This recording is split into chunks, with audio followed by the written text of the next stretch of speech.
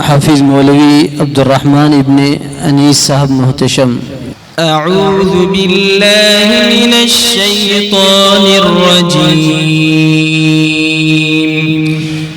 بسم الله الرحمن الرحيم.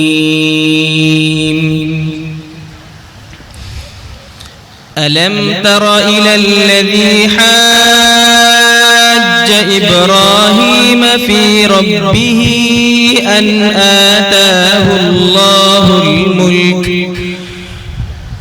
إذ قال إبراهيم ربي الذي يحيي ويميت قال أنا أحيي وأميت قال إبراهيم فإن الله يأتي بالشمس من المشرق فأت بها من المغرب فبهت الذي كفر والله لا يهدي القوم الظالمين. أو كالذي مر على قرية وهي خاوية على عروشها قال أنى يحيي هذه الله بعد موتها فأماته الله 100 عام ثم بعثه قال كم لبثت قال لبثت يوما أو بعض يوم قال بل لبثت 100 عام فانظر إلى طعامك وشرابك لم يتسنه وانظر إلى حمارك ولنجعلك آية للناس وانظر إلى العظام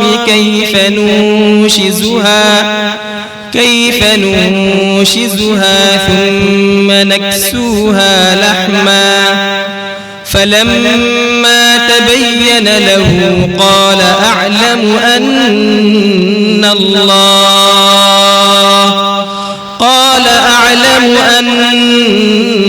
الله على كل شيء قدير. وإذ قال إبراهيم رب أرني كيف تحيي الموتى قال أولم تؤمن قال بلى ولكن ليطمئن قلبي قال فخذ 4 من الطير فصرهن إليك ثم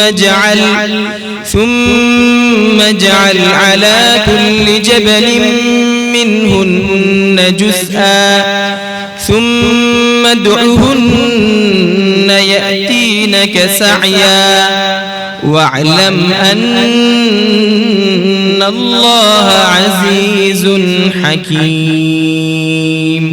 صدق الله العظيم. माशाअल्लाह. इसके बाद